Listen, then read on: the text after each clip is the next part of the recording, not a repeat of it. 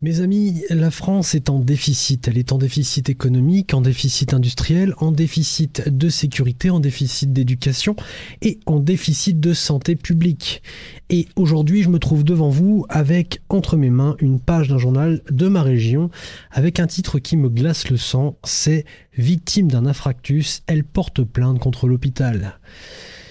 Ça fait peur, ça fait très peur, ça devient une caractéristique de la France, ce déficit de santé publique, ce déficit de médecins, ce désert médical avec une errance comme ça des gens dans les services hospitaliers, des lits qui ferment à tour de bras, des box qui ferment à tour de bras, des gens qui attendent des heures durant d'être pris en charge dans des couloirs et qui parfois perdent la vie ou ont des complications qui vont les poursuivre toute leur vie.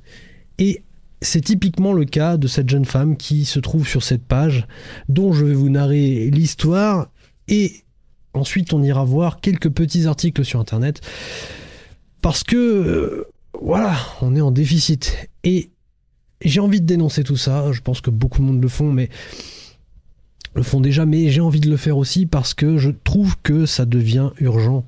J'ai pas envie, dans quelques années, de me retrouver à avoir besoin d'avoir accès à des ressources médicales et de me retrouver dans un couloir et attendre comme ça 72 heures et plus avant qu'on daigne me prendre en charge, parce qu'il y aura d'autres urgences finalement.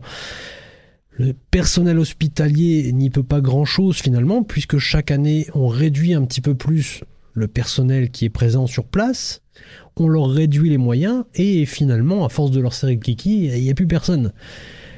Je comprends qu'ils soient saoulés, je comprends qu'ils en aient marre, qu'ils soient fatigués, voilà, ils jettent l'éponge.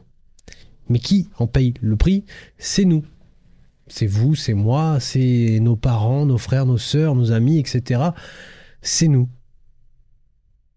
On ne devrait pas, dans un pays où on a le taux d'imposition le plus élevé du monde, avoir un service médical, un service de santé publique déficitaire. C'est pas possible. Le système de santé publique se dégrade d'année en année, il se clochardise. Et ça, c'est payé avec nos impôts.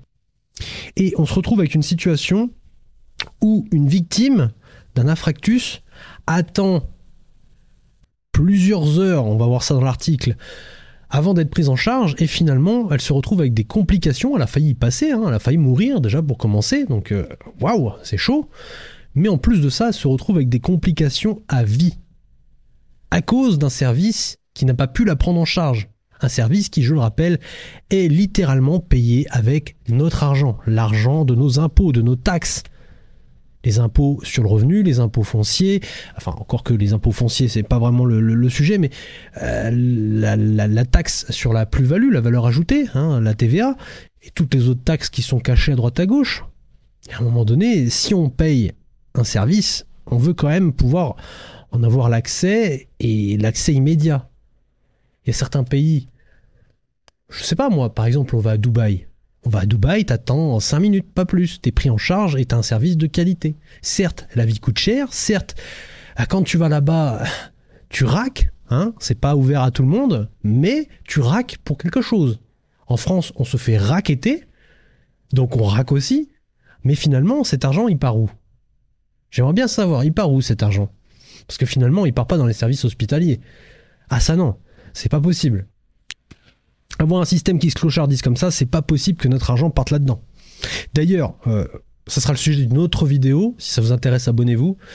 Et ça sera le sujet d'une autre vidéo. On ira voir un reportage qui s'appelle 3000 milliards de dettes. Et dedans, il y a pas mal d'infos croustillantes sur bien les dépenses de notre argent, l'argent public. Ce que fait l'État de notre argent.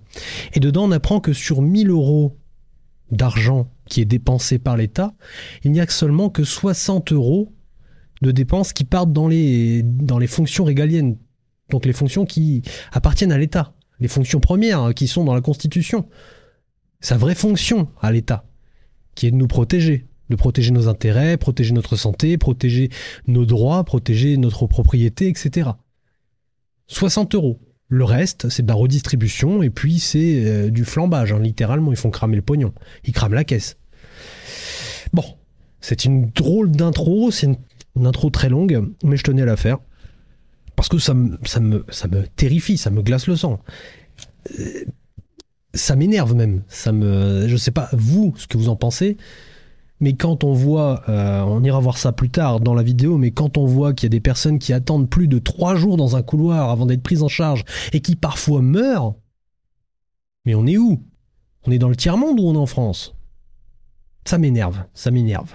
Donc on va commencer par cet article qui se passe à Épernay, donc c'est dans ma région.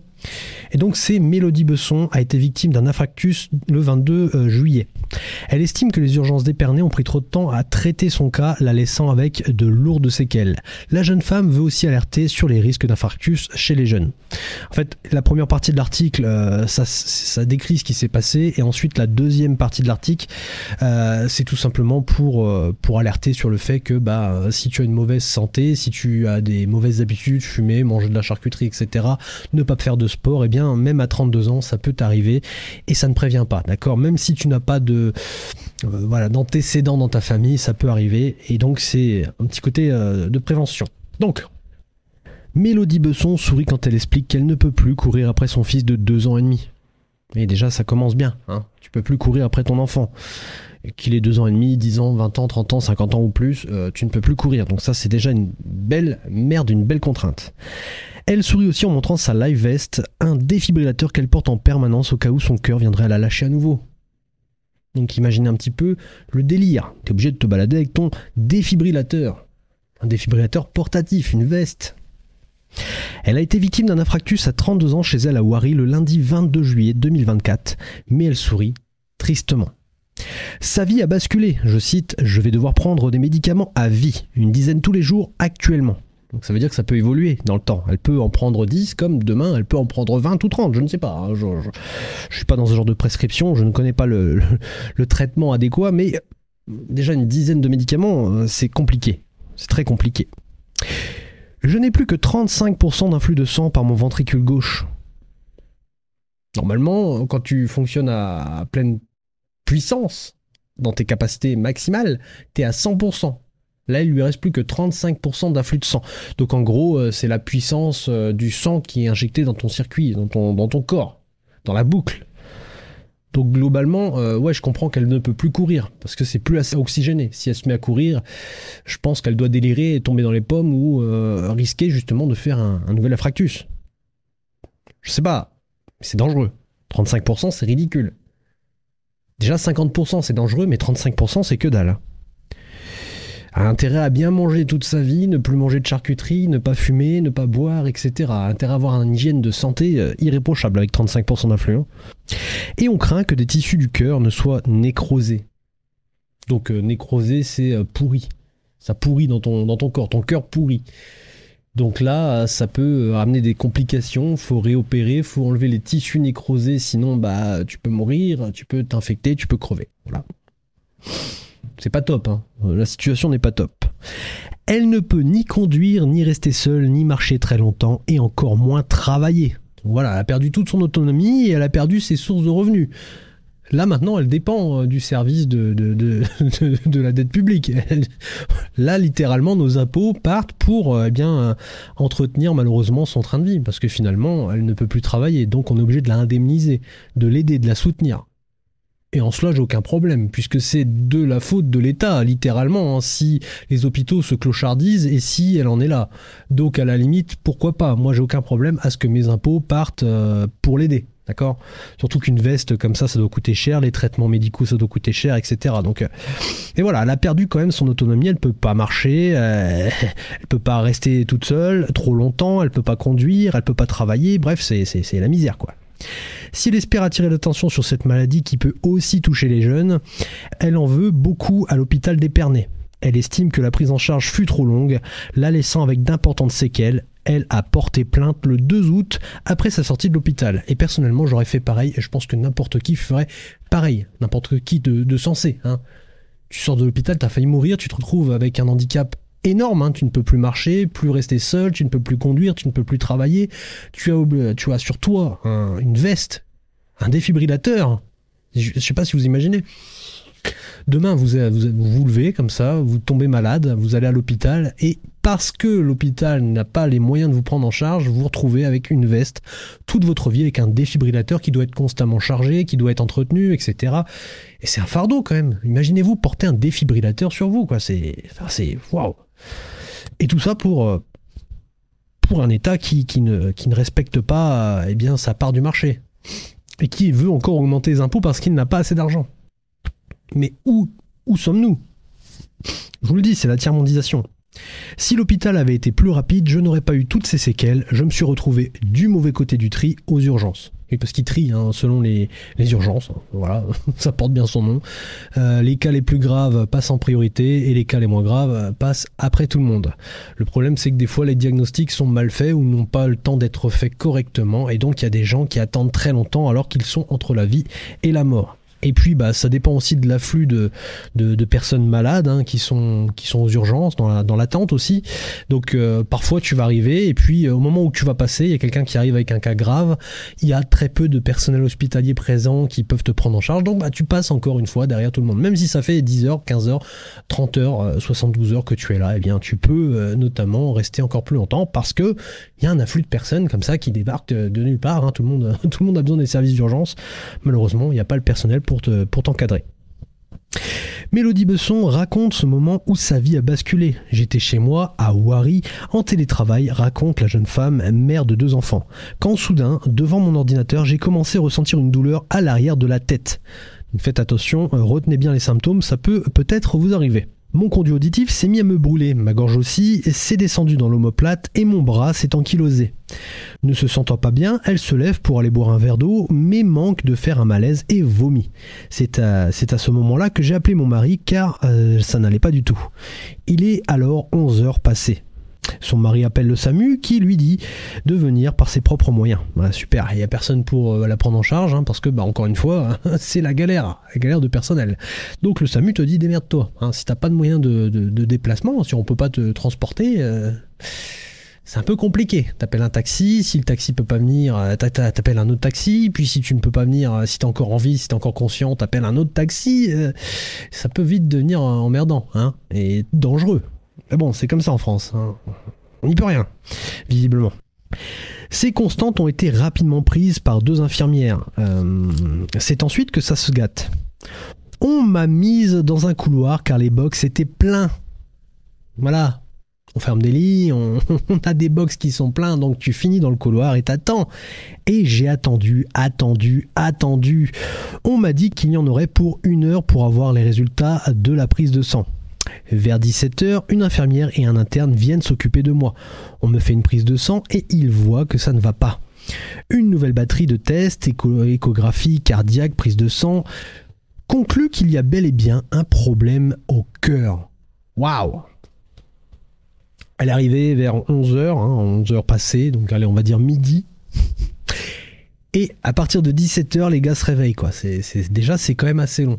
Si t'attends 5-6 heures, c'est un peu limite. Surtout si tu es en train de faire un infarctus.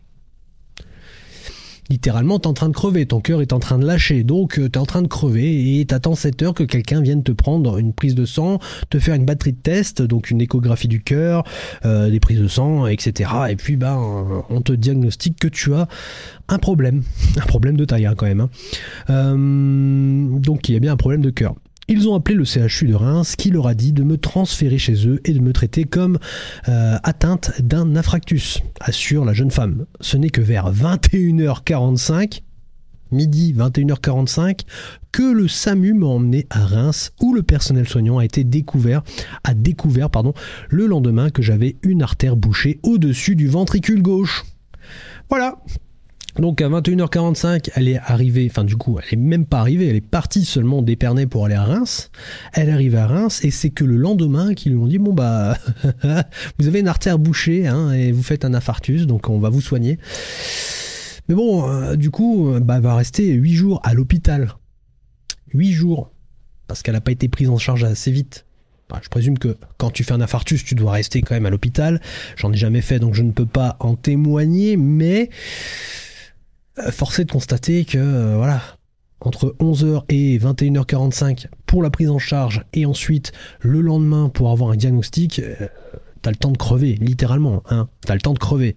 Aujourd'hui, avec sa Life Vest, donc la veste avec le défibrillateur sur le dos, un stence dans le cœur, donc elle a un stence, je crois que c'est un... Je veux pas dire de conneries, donc elle a quelque chose dans le cœur. Mettez-le dans les commentaires si vous savez ce que c'est, ça peut peut-être aider les autres qui regarderaient cette vidéo. Et une dizaine de médicaments à prendre au quotidien. Imaginez le délire. Tous les jours tu prends une dizaine de médicaments et si tu en sautes un, bah, tu risques de faire une crise, tu risques de crever. Ça veut dire que toutes les semaines, tous les mois, tous les 2 mois, tous les 6 mois, tu es obligé d'aller voir ton médecin, de renouveler une ordonnance, d'aller à la pharmacie, de ne pas oublier tes médicaments, de ne pas oublier de les prendre, etc. Enfin, c'est... Voilà, c'est quand même une sacrée peine. Hein. C'est une sacrée peine pour la dame, à qui, je le rappelle, ne peut ni conduire, ni rester seule, ni marcher très longtemps, et encore moins travailler. Et qui doit se prendre des cachets tous les jours, une dizaine. Elle a un stence dans le cœur et une veste à vie, une veste avec un défibrillateur. Voilà, c'est super. Et encore une fois, c'est pas de la faute du personnel, hein, c'est de la faute de l'État, hein, qui coupe les vives littéralement du personnel soignant. Il y a un moment donné, c'est quoi ce bordel? C'est quoi ce bordel? Pourquoi on est en déficit partout? Pourquoi un pays où tu payes des impôts à hauteur de presque 50%? Il y a un moment donné, je crois que la pression fiscale en France, c'est 46 ou 48%. Il y a un moment donné, non, c'est pas possible d'en arriver là, quoi. Ça me dégoûte, ça me dégoûte. Et à côté de ça, on va aller te faire un nettoyage de la Seine à 1,4 milliard pour que des gens puissent aller chier dedans et puis 2 minutes après aller se baigner, quoi. Enfin, il y a un moment donné, il faut juste pas se foutre de la gueule du monde. Il y a peut-être plus important en France que d'aller se baigner dans la Seine. Hein. Si tu veux aller te baigner, tu prends ta voiture, tu crames un peu de carburant, hein, tu fais du CO2 et puis tu vas à la plage, d'accord? Tu fais pas chier le monde. Tu vas à la piscine municipale, tu fais pas chier le monde.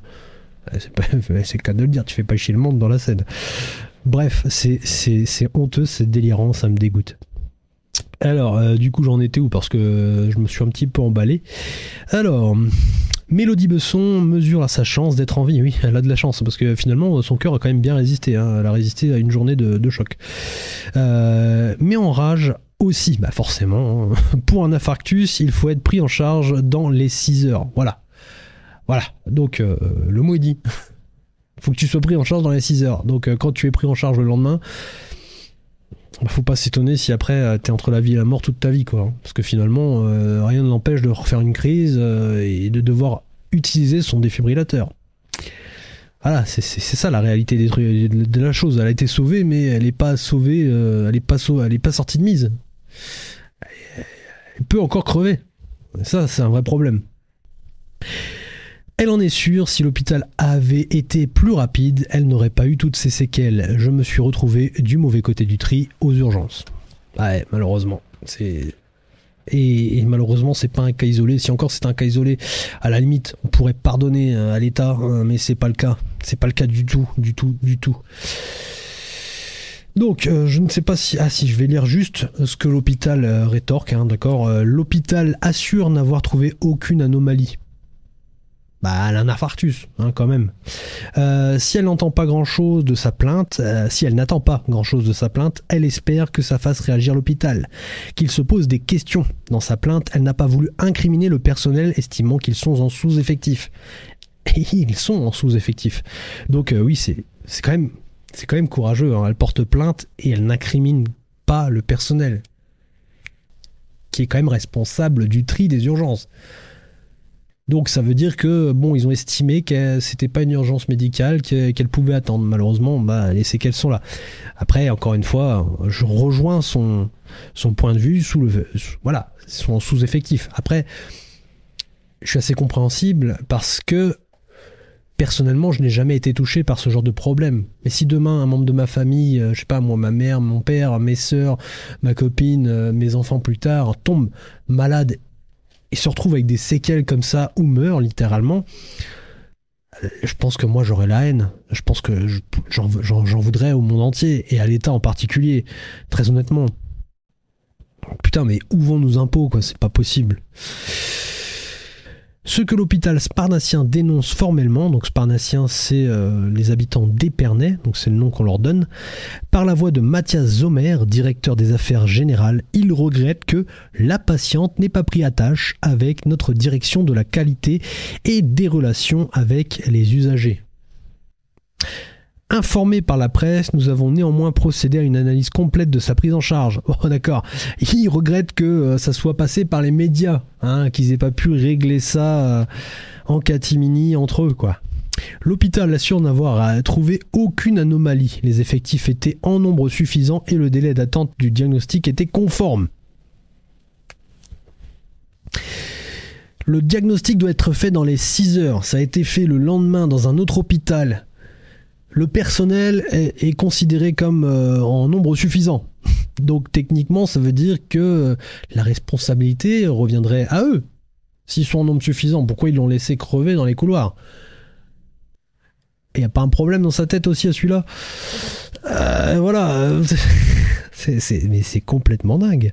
La direction d'Épernay se tient à disposition de la patiente pour répondre à ses éventuelles interrogations. Comment je vais faire pour vivre comme ça toute ma vie? Qui va me rendre ma santé? Comment vous répondez à ça, Soit par écrit, soit au cours de ce qu'on appelle une méditation. Une méditation. Il va falloir méditer à ça. Pour Mélodie Besson, qui voit sa vie mise en attente, entre parenthèses, le mal est fait. Oui, sa vie est en parenthèse, parce que t'es pas à l'abri de mourir, ma cocotte. Et puis surtout, tu ne peux plus rien faire toute seule, donc c'est un peu la misère. J'aurai toujours mes médicaments à prendre et mon stress et mon stent. Oh putain, j'arrive plus à lire. Je ne peux plus manger ce que je veux, ni fumer, ni avoir d'enfants, ni aller dans un manège, ni avoir d'enfants. Waouh! Ah ouais, c'est violent en fait, c'est très violent. C'est vraiment, si elle avait un projet de bébé et donc de faire, d'agrandir la famille, c'est fini pour elle, quoi. C'est fini pour elle, elle peut plus avoir d'enfants. Donc vous voyez à peu près, jusqu'où ça peut aller, jusqu'où ça va. Dire, entre toutes les complications que j'ai énumérées depuis tout à l'heure, là, quand même, ne plus avoir d'enfants.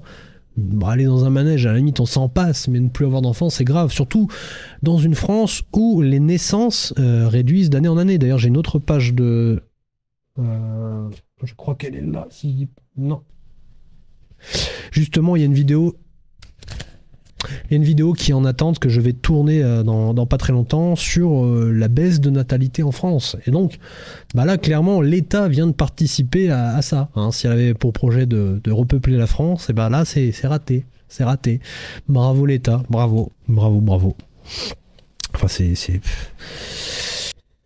c'est grave, franchement c'est grave. Battante, elle veut informer la population sur les risques d'infractus chez les personnes jeunes. Lire par ailleurs pour ce que son terrible coup du sort serve à d'autres. Donc ça c'est le témoignage pour faire de la prévention. Je vais peut-être le lire, histoire de dire... on participe puisque c'est ses mots à elle, elle veut faire de la prévention, donc respect à elle. Donc Mélodie Besson n'est pas du genre à se laisser abattre. La jeune femme de 32 ans a rapidement su trouver la force de parler de sa maladie autour d'elle. J'ai commencé à poster des photos de moi sur ma page Facebook pour expliquer ma situation à mon entourage. On ne s'attend pas à être victime d'un infarctus à 32 ans. Forcément, ça doit surprendre, même une crise cardiaque ou quelque chose d'autre. Si elle fumait et aimait manger de la charcuterie et du fromage, elle ne s'attendait pas à subir une telle maladie. J'ai envie de te dire, des fumeurs, il y en a partout. Évidemment, quand tu consommes le fruit de l'industrie du tabac, faut pas s'attendre à des miracles non plus. Si tu pourris tes poumons, déjà tu pourris ton portefeuille, clairement tu flingues tes finances, mais en plus de ça, tu prends le risque d'avoir des complications de ce genre. Donc déjà ça c'est pas bon. Après, fromage, charcuterie, je pense que tout bon français mange du fromage et de la charcuterie, donc qu'est-ce qu'on fait? On devient un wok aux légumes? On ne mange que de la salade et du soja. Je sais pas si c'est une bonne solution. Dites-moi dans les commentaires ce que vous mangez, si vous avez envie de prendre le risque comme ça d'avoir un infarctus et donc de manger de la charcuterie et du fromage tous les jours, ou si vous voulez être dans la prévention et ne plus manger de charcuterie, ne plus manger de fromage et ne plus fumer. Bien que ça apporte aussi d'autres complications, ne plus manger de protéines, c'est pas bon non plus. Donc, on en était où? On lui a raconté des conneries. Donc, elle aimait manger de la charcuterie et du fromage. Elle ne s'attendait pas à subir une telle maladie. On n'a pas d'antécédents dans la famille. Celle qui a dû expliquer à mes enfants de 7 ans et 2 ans et demi que leur maman a failli mourir veut partager son expérience au plus grand nombre car l'infarctus, ça n'arrive pas qu'aux plus vieux. Elle a créé un compte sur Facebook et Instagram, Mon Infractus à 32 ans, pour raconter sa nouvelle vie quotidienne, entre médicaments, réduction cardiaque, qu'elle entamera en septembre, rééducation cardiaque, mais qu'est-ce que je raconte? Alimentation sans gras, organisation de la vie quotidienne, je vais être obligé de me démerder. Oh, ouais. Je suis désolé. Je vais être obligé de demander de l'aide à ma mère pour ma vie de tous les jours. Soupire la jeune femme en regardant sa mère. Bah, tu m'étonnes.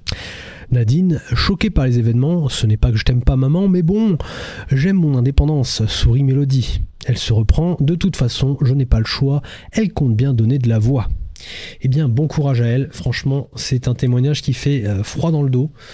De toute façon, je vous le montre comme ça, mais je pense que je le partagerai dans la vidéo autrement, de façon à ce que tout le monde puisse profiter de cet article du mieux possible. Mais en tout cas, voilà. Ça, c'est pas un cas isolé, c'est une page sur une journée, dans une région, dans une ville.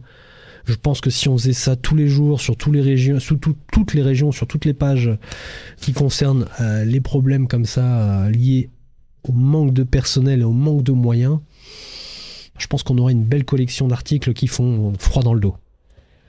Donc voilà, pour cet article, je vous laisse aller voir sa page. Alors je la redis, c'est Mon Infractus à 32 ans sur Facebook et Instagram. Ça peut être sympa pour ceux qui s'intéressent à ce genre de complications et à ce genre de vie, ceux qui veulent suivre son parcours, etc. Donc maintenant on va aller sur Internet et on va aller voir quelques petites choses intéressantes. Notamment, alors hier je regardais, on est le 20 août 2024, je regardais une petite vidéo, une petite interview de BFM TV, si je ne dis pas de bêtises, avec Lucie Castet. Et dedans, en fait, elle parlait de 1000, enfin à la base, elle avait dit 15 000 postes d'internes en moins l'année prochaine. Et finalement, elle a été corrigée, c'est 1510 postes en moins. Donc c'est énorme, 1510 postes d'internes en moins à la rentrée. Il y a un problème.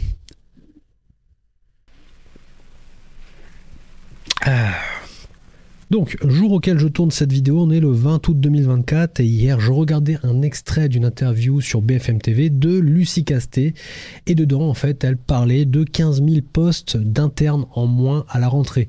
Finalement ça a été corrigé, c'est 1510 postes d'internes en moins, ce qui est quand même énorme, hein, c'est grave, c'est gravissime. Déjà quand on voit ce genre d'histoire c'est grave, mais si en plus l'année prochaine, enfin la prochaine saison, hop, on enlève 1500 personnes, voilà, on réduit encore les effectifs. À un moment donné, il faut se calmer sur la réduction d'effectifs. Commencez déjà par dégager quelques feuilles du millefeuille administratif de la France, hein, et là on fera des économies sur les services publics. Ça dégage, ça dégage, ça dégage. Mais dégager 1500 postes d'internes, c'est moyen. Donc on va aller voir un article. Donc hôpital, 1500 postes d'internes en moins à la rentrée. Les services de santé face à une nouvelle difficulté. Bah tu m'étonnes. Comment je fais pour sauter ça? Hop. Dès la rentrée, 1500 internes en moins travailleront dans les hôpitaux français. En cause, une réforme du concours d'internat qui a poussé de nombreux étudiants à redoubler leur année. Donc les étudiants ont délibérément redoublé leur année parce que ce nouveau concours est beaucoup plus punitif et beaucoup plus dur. Je crois avoir lu qu'en dessous de 14 de moyenne, tu dégages. Voilà. Si je dis pas de conneries, hein. N'hésitez pas à me corriger dans les commentaires. Donc cette baisse des effectifs devrait intensifier les dysfonctionnements déjà existants. Bah oui, forcément, t'enlèves du personnel en moins.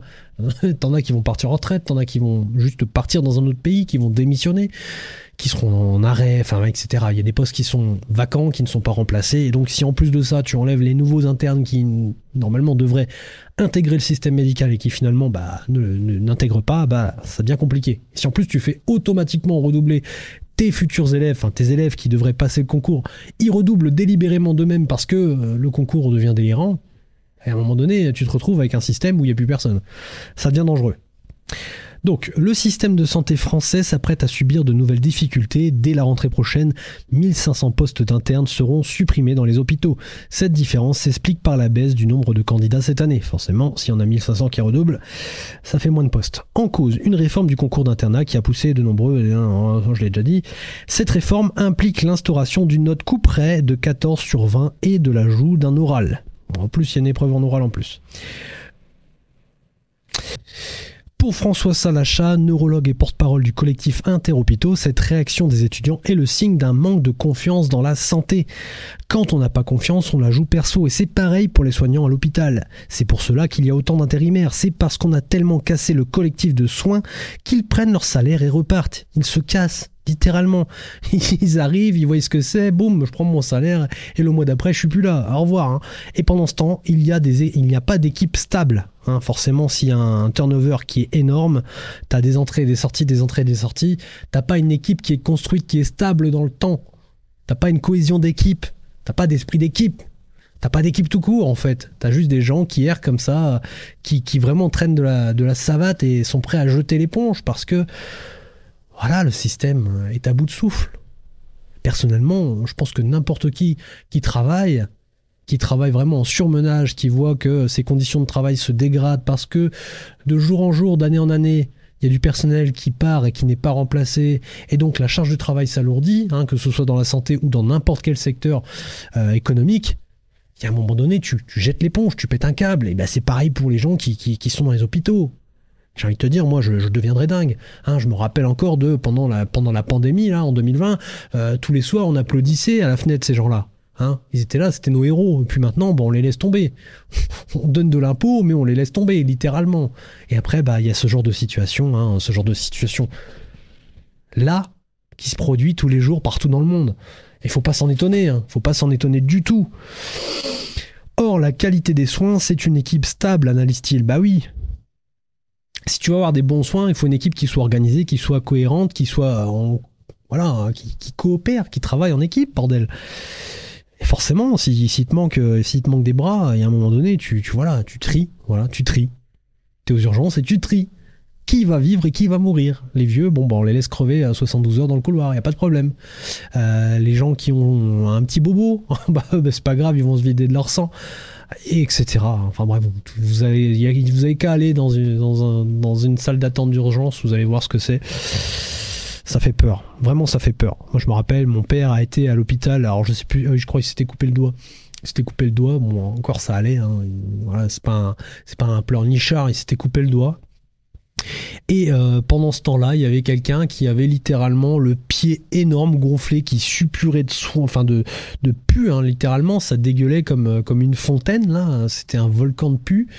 Et t'as le médecin urgentiste qui lui dit, vous pouvez rentrer chez vous, vous n'avez rien, y a rien, tu te fous de ma gueule ou quoi, ça se voit, y a même pas besoin de faire d'examen, ça se voit, le mec a pété un câble forcément, tu te fous de ma gueule, y a rien, j'ai juste le pied qui est en train de se décomposer sous tes yeux, mais y a rien. Et on a ce genre de situation ubuesque, c'est complètement dingue, franchement c'est... Voilà, donc résultat, une pétition a été lancée par des étudiants qui ont réussi leur concours. Voilà, donc une pétition lancée par les étudiants qui ont réussi leur concours. Résultat, moins de postes seront donc disponibles pour les internes alors qu'ils étaient 9500 en 2023. Ils seront un peu moins de 8000 cette année. Bon, voilà, hein, les étudiants internes, c'est nos futurs médecins et c'est ceux qui vont nous soigner. Donc, il y a un moment donné, si tu réduis le nombre de postes, il y a un moment donné, dans quelques années, dans 10, 20 ans, 30 ans, je sais pas ce qui va se passer, mais à mon avis, on va avoir un blocage système. Ça va faire erreur 404 ou je ne sais pas quoi, tu sais, blocage système, blong, blong, et puis une avalanche de fenêtres, de pop-up, d'erreurs en cascade, quoi. Et donc le système va se casser la gueule, c'est pas possible. Une situation que les étudiants qui ont, eux, réussi leur concours dénoncent dans une pétition qui a recueilli pour l'instant 9200 signatures. Ils pointent du doigt les difficultés d'accès à leur spécialité et demandent la réouverture des négociations sur le nombre de postes internes proposés. Cette baisse des effectifs est un coup dur pour les professionnels de la santé qui craignent une charge de travail supplémentaire. Forcément, il y a moins de gens, donc tu vas en chier. En tant qu'interne, on représente bien 40% du personnel médical à l'hôpital public. Donc voilà, c'est très grave en fait. 40% 40%. Donc là, en gros, tu retires, ils vont représenter quoi, 35, 30 ? Ça va faire mal. Donc notamment au CHU. Indéniablement, on risque d'avoir une charge de travail supplémentaire et cela risque de créer également des délais d'attente un peu plus longs pour les patients, indique Yacine Barre, vice-président de l'intersyndicale nationale des internes. Voilà, donc je dis des étudiants, mais c'est même pas des étudiants puisqu'ils ont réussi leur concours, donc techniquement, ils viennent travailler en tant que médecins, hein, voilà, tout simplement. Des services mis en difficulté, etc. Bon, voilà, je vous laisse aller voir cet article, il s'appelle Hôpital, 1500 postes d'internes en moins à la rentrée, les services de santé face à une nouvelle difficulté. On va aller voir ce qu'il y a d'autre sur Internet. Donc, urgence, une 50aine d'hôpitaux sous tension. C'était il y a 3 heures, donc on va aller voir ce qu'ils disent. Non merci. Oui, bon, dégage. Donc, urgence, une 50aine d'hôpitaux sous tension, indique Frédéric Valentou. Le ministre démissionnaire de la Santé a reconnu que les services d'urgence de plusieurs dizaines d'hôpitaux sur tout le territoire français étaient en but, d'accord, je connais pas ce mot, à un mode de fonctionnement dégradé du fait du manque de personnel. Donc en gros, en but, ça doit être dans la merde, ça doit bloquer. Temps d'attente interminable, mesures de régulation dont accès par le 15, voire fermeture de services par manque de personnel. Comme chaque année depuis la sortie de la crise du Covid, les urgences se heurtent aux difficultés qui dégradent leur mode de fonctionnement. Forcément, après la crise qu'il y a eu, le fait d'obliger les soignants à se faire vacciner, sinon on les dégageait comme des malpropres. On ne les payait plus, on ne rompait pas leur contrat, donc ils ne pouvaient pas aller travailler ailleurs. Donc littéralement, c'était une prise d'otage. C'était une prise d'otage de leur corps. Soit ils se faisaient piquer, vacciner, soit ils vivaient comme des clochards. Ils n'avaient plus de revenus. On leur privait, on les privait de leurs revenus. Je sais pas si vous vous rendez compte, mais moi ça me donne chaud là. Ça va commencer à m'énerver si je commence à parler de ça. Donc les services d'une 50aine d'hôpitaux sont aussi sous tension, faute de professionnels de santé, a reconnu Frédéric Valentou, le ministre démissionnaire de la Santé, blablabla. Des fermetures locales sur l'ensemble du territoire. Un constat que ne partage pas Marc Zouanet, le président du SAMU Urgence de France, qui estimait la semaine précédente que la situation était au moins égale, voire pire que celle de 2023, avec des fermetures perlées. Sur tout le territoire, à l'exception de l'Île-de-France et des lieux accueillant des épreuves des Jeux Olympiques. Fallait pas non plus donner une mauvaise image de la France, de Paris, etc. Fallait que tout soit au top. Fallait que les forces, j'allais dire militaires, mais les forces de sécurité soient au maximum. On a fait venir 30 000 policiers, plus 30 000 étrangers dedans pour assurer la sécurité, si je dis pas de bêtises. Corrigez-moi si je me trompe, mais globalement c'est ça. Forcément, niveau sécurité, on était au top. Par contre, dans le reste de la France, tout le reste de l'année, niveau sécurité, c'est le sbeul. Il n'y a rien du tout. Pareil, tes impôts, ils partent, mais pas au bon endroit. La sécurité, on s'en balèque, clairement. Et voilà, à part à cet endroit-là, sinon un peu partout, ça perle. C'est-à-dire que de temps en temps, boum, il y a un établissement qui ferme temporairement parce que il n'y a pas de personnel. Voilà, on ferme le service. Fin de l'histoire. Et un constat que ne partage pas non plus le syndicat national des professionnels infirmiers, le SNPI, qui révélait lui aussi la multiplication des fermetures de services d'urgence sur les territoires, au point de réclamer un plan Marshall pour sauver l'hôpital. Je ne sais pas ce que c'est le plan Marshall, je ne sais pas si on va peut-être juste aller voir ce que c'est vite fait. Alors, si des services d'urgence continuent régulièrement de fermer sur l'ensemble du territoire, c'est tout le système de santé français qui vacille du fait du manque de moyens et de personnel, notamment infirmiers, alerte le syndicat national professionnel des infirmiers. Il appelle à élaborer sans attendre un plan d'envergure pour soutenir ces professionnels. Il faut un vrai plan Marshall pour l'hôpital, réclame le syndicat, blablabla. Dans un communiqué, il s'alarme de la situation de plus en plus critique des établissements. Fermeture des services d'urgence le soir et ou le week-end, patients laissés sans soins pendant des heures, professionnels de santé à bout de souffle, faute de moyens et de personnel. De nombreuses structures sont contraintes de réduire leurs heures d'ouverture, restreignant d'autant plus l'accès aux soins des populations, notamment dans les services d'urgence. C'est une catastrophe. Les services d'urgence en France, ça fait peur. En Normandie, 3 établissements, l'hôpital de Fécamp et les hôpitaux privés de l'Estuaire et des Orméaux au Havre, ont dû à plusieurs reprises fermer leurs services d'urgence, dont tous le même jour, induisant des reports de patients sur les services du groupe hospitalier du Havre, lui-même sous tension. À Landerneau, en Bretagne, les urgences ont suspendu leur activité du mercredi 31 juillet au lundi 5 août. C'est énorme, hein. 6 jours, boum, on ferme l'hôpital pendant 5-6 jours. Tout va bien. En raison des arrêts de travail cumulés de 9 de leurs professionnels paramédicaux. Rapporte de son côté la coordination nationale des comités de défense des hôpitaux et maternités de proximité. Voilà, donc tu peux pas te permettre d'avoir des arrêts maladie ou des arrêts de travail parce que sinon tu fermes ton établissement. On en est là. Tout va bien.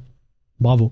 Ça me dit toujours pas ce que c'est un plan Marshall, mais voilà, ça prouve bien qu'il y a quand même un problème. Accueil et réorientation des patients devraient être assurés par un binôme médecin et infirmier. Une semaine plus tôt, ce sont les urgences de Chinon qui avaient dû fermer entre le 26 juillet 16h30 et le 27 juillet 9h30 en raison du manque de personnel. Bon bah voilà, hein. Une accumulation de problèmes structurels. Or, la situation aux urgences n'est que la partie visible de l'iceberg. Nous ne pouvons plus répondre aux besoins de la population dans de bonnes conditions, déplore Thierry Amourou, le porte-parole du SNPI. Le syndicat accuse les plans d'économie successifs décidés par les différents gouvernements d'être responsables des réductions d'effectifs et donc de la surcharge de la chirurgie et donc de la surcharge de travail qui pèse sur ceux qui restent. Oui, c'est de la faute de l'État. On va pas se cacher, on va pas se mentir, on va pas se raconter des blablas, c'est de la faute de l'État. Il ne reverse pas l'argent de nos impôts au bon endroit. C'est sûr que rincer et arroser les multinationales d'aide à ne plus en finir de subventionner la fameuse transition climatique, là, alors fameuse transition écologique, ou de financer la guerre en Ukraine et dans les autres pays du monde, et à un moment donné, faites votre choix, mais choisissez les intérêts de la France et pas ceux du monde entier.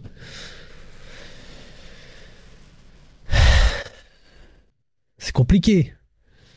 Autant je défends la création de valeur, la création de richesse, l'enrichissement, etc. Mais il y a un truc que je ne tolère pas, c'est qu'on prenne de l'argent public pour arroser littéralement des multinationales qui n'en ont pas besoin. D'accord ? Arroser des projets qui, visiblement, sont morts-nés.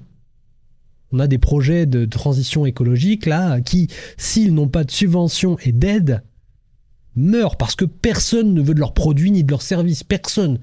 On s'en balèque. Les voitures électriques, on s'en balèque. J'en ai une. Je suis pas anti-voiture électrique. J'aime bien, j'adore rouler en voiture électrique. Mais par contre, il y a une chose que je sais, c'est que ça sert à rien et que personne n'en veut. Les gens qui achètent ça en France, c'est parce qu'il y a des subventions. Sinon, je vous assure qu'il y aurait beaucoup moins de ventes. Et dans quelques années, on va mettre la clé sous la porte des industries automobiles parce que les Chinois auront tout pris. Ils ont déjà 80% du marché de la voiture électrique. Donc à un moment donné, si vous tuez le marché de l'automobile thermique et que vous laissez les clés de la boutique aux Chinois, faudra pas s'étonner si demain on est tous à pied et puis en vélo. On va se retrouver comme en Chine il y a quelques années. Il y a quelques années, les Chinois, ils étaient tous en vélo. Avec leur petite tenue bleue là, de travail. Je sais pas si vous avez vu dans les documentaires, etc. Mais c'est ça en Chine. Là, ça va être nous. Ça va être nous. On va retourner travailler dans les champs. On va retourner travailler, élever le bétail, chasser la nourriture, et puis travailler dans les mines, etc. On va se retrouver 70 ans, 80 ans en arrière, voire 100 ans. C'est n'importe quoi. Il cible notamment des ratios patients-soignants trop élevés. Les normes internationales fixent à 6 ou 8 le nombre de patients par infirmier. Il équivaut au double en France, avance-t-il. C'est-à-dire que par infirmier, il faut 12 à 16 patients par infirmier. Donc en gros, il te manque la moitié du personnel. Il faudrait doubler le personnel médical pour être dans les normes, pour qu'on soit vraiment performant, ou juste ce qu'il faut pour assurer la santé et la sécurité à tout le monde. Pas forcément être parmi les services les plus performants, mais juste ne plus laisser les gens pourrir dans les couloirs. C'est les laisser crever parce qu'il n'y a pas de diagnostic fait dans les temps. Voilà. ainsi qu'une pénurie de personnel couplée à des difficultés bien installées à recruter. Donc en gros, ils n'ont pas assez de personnel, puisque comme je vous l'ai dit, il manque la moitié du personnel, couplé à des difficultés à recruter. Hein. Ils n'arrivent pas à recruter et c'est pas un fait nouveau. C'est-à-dire qu'en fait, quand tu vois ce que la France te vend en termes de rêve, quand on te dit, voilà, tu vas aller travailler dans le médical, tu vas sauver des gens, etc., ça ne vend plus de rêve en France. Personnellement, quand je vois la situation, je suis un étudiant, je ne suis pas sûr de choisir cette voie de carrière. Parce que je me dis dans quelle galère je vais me lancer. Déjà, je vais faire des études qui sont compliquées, qui sont longues, et puis après, je vais être traité comme un chien.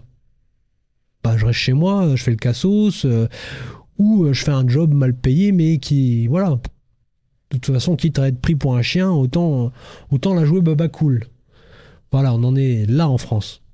On en est réduit à ça. C'est-à-dire à dégrader l'image. Et c'est même pas l'image. Hein. Si c'était qu'une question d'image, ça irait, mais on en est à dégrader les structures, même de toutes nos industries. Industrie médicale, santé, industrie lourde, etc. Tout le tissu économique y passe. Et donc, il n'y a plus rien qui vend du rêve. Il n'y a plus d'ingénieurs en France. Il n'y aura bientôt plus de médecins en France. Il n'y aura plus de sécurité en France. Il n'y aura plus rien. Voilà, on va tous crever. Voilà, c'est super. On va tous s'entretuer. Et ce sera de la faute des uns et des autres, des religions, de tout ce que tu veux. On trouvera une excuse. Alors qu'en fait, le vrai coupable, c'est l'État. C'est ceux qui nous gouvernent et qui se gavent sur nos pommes, littéralement. Ils se foutent de notre gueule. Bon, du coup, ça m'a pas répondu à ce que c'est le plan Marshall. Bon, voilà. On va revenir sur la page internet. De toute façon, vous pouvez retrouver ces articles. Peut-être que je les mettrai dans la description si j'y pense. Parce que plein de choses à penser aussi. C'est compliqué. Puis je pense qu'on va s'arrêter là, on refera une autre vidéo parce que je pense qu'il y a pas mal de choses. On a atteint un point de rupture cet été encore, les urgences, qu'est-ce qui se passe? Hôpitaux en tension, les conséquences sont le manque de lits, de personnel et la dégradation des conditions de travail dénoncées par le corps médical se retrouvent partout sur le territoire. Ça aussi, ça peut être un article intéressant à découvrir dans une autre vidéo. Parce que visiblement, c'est pas localisé à certaines communes, à certaines régions, etc. C'est vraiment partout en France. L'Hexagone est contaminé par le manque de personnel, le manque de moyens, etc.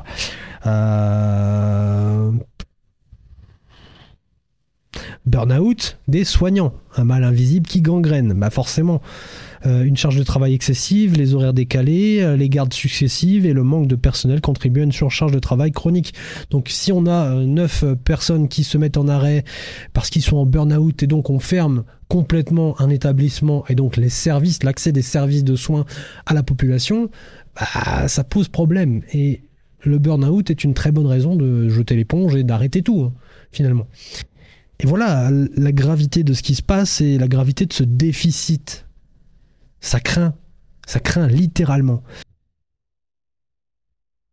On va refaire une autre vidéo, je vous promets qu'on va refaire des vidéos là-dessus parce que c'est pas possible. On doit dénoncer ça et c'est pas grave. Je vais faire une playlist et peut-être que toutes les semaines ou tous les mois, on fera le point sur les actualités de ce qui se passe en France au niveau médical. De toute façon, j'ai l'intention de faire plusieurs playlists sur les différents déficits en France parce que je trouve que en France, là, ça ne va plus.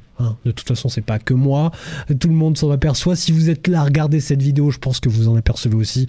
Mettez-le dans les commentaires ce que vous pensez de la France, de l'état général de la France, quel que soit votre parti, votre inclination politique, vos idées, votre religion, votre ethnie, vos origines, tout, on s'en fout. Dites-moi dans les commentaires ce que vous pensez. C'est un lieu de communication et d'échange et j'en ferai des vidéos, d'accord? Donc, n'hésitez pas à lâcher du commentaire, du pouce bleu, du partage, etc. Abonnez-vous et on se dit à bientôt pour de nouvelles vidéos sur la dénonciation des différents déficits en France. Voilà, allez, à bientôt. Je m'appelle Mélodie, j'ai 32 ans, 2 enfants et j'ai été victime d'un infarctus le lundi 22 juillet. J'étais en train de travailler et j'ai eu des douleurs qui sont descendues de la nuque jusque dans le bras.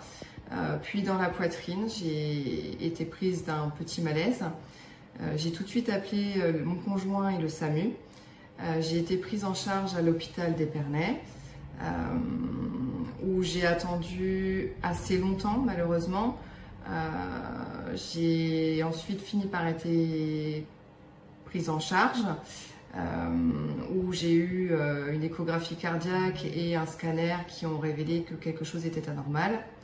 J'ai fini par monter, être transférée du moins au CHU de Reims, où j'ai subi des examens, une coronarographie, où on m'a posé un stent. À l'heure actuelle, en plus du stent, j'ai un traitement à vie, des médicaments à vie, donc j'en ai une dizaine par jour. Je vais attaquer aussi début septembre la rééducation pour 4 à 6 semaines, peut-être même 8 semaines. Et au-delà de la rééducation, puisque je n'ai plus que 35% d'afflux dans mon ventricule gauche, je devrais peut-être avoir un défibrillateur interne, ou peut-être avec de la chance que j'aurai récupéré assez d'afflux dans mon cœur pour pouvoir vivre normalement, si ce n'est ne plus pouvoir à l'heure actuelle conduire, m'occuper seule de mes enfants, me doucher seule, puisque j'ai également un dispositif, donc une life vest, qui permet de me choquer en cas d'arrêt de mon cœur. Et puis... Et du coup, vous allez porter plainte contre l'hôpital. Pour quelle raison? Je porte plainte contre l'hôpital d'Épernay, notamment les urgences, puisque un infarctus se prend en charge dans les 6 heures et que je suis arrivée aux urgences d'Épernay, il devait être 11h45, j'ai été transférée à Reims à 21h45. Et vous avez aussi l'ambition de monter une page sur les réseaux sociaux pour parler de votre expérience avec d'autres personnes? Tout à fait, pour parler de mon expérience, que peut-être d'autres personnes auraient ces symptômes et il s'agit peut-être d'un infarctus.